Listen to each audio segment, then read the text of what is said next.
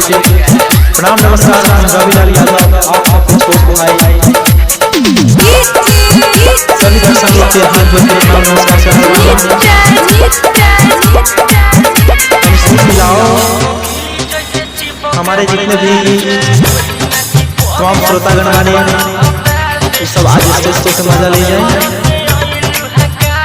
हमारे जितने भी म्यूजिशियन टीम वाले म्यूजिशियन टीम थोड़ा लेवल उठाइए।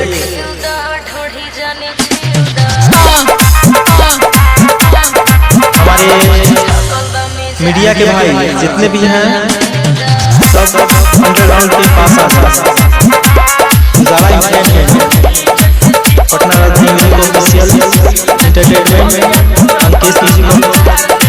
Ankesh music entertainment.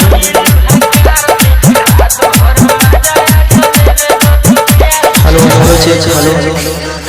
हम रवि लाल यादव आप सभी तमाम दर्शक से बैठ चुके प्रणाम करने वाली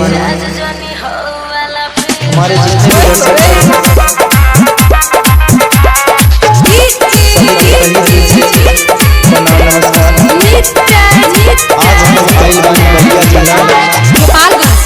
बलिया जिला में आज हमारा प्रोग्राम अमित बाबू का बर्थडे बा।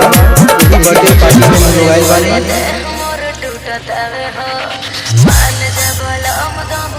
हमारे तमाम कलाकार शिल्पी राज रवि लाल यादव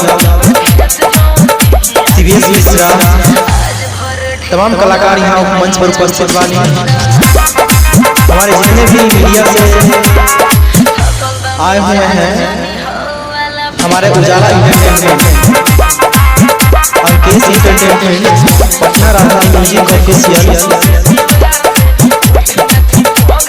भोजपुरी एंटरटेनमेंट हमारे जितने भी मीडिया वाले सबसे दिल से धन्यवाद। हमारा प्रोग्राम नेक्स्ट बार तिसियोता वैशाली हाई स्कूल गांधी विद्या मंदिर तिसियोता में बा। शिल्पी राज दिवेश मिश्रा रवि लाल यादव आ हमार सबसे म्यूजिशियन टीम के मालिक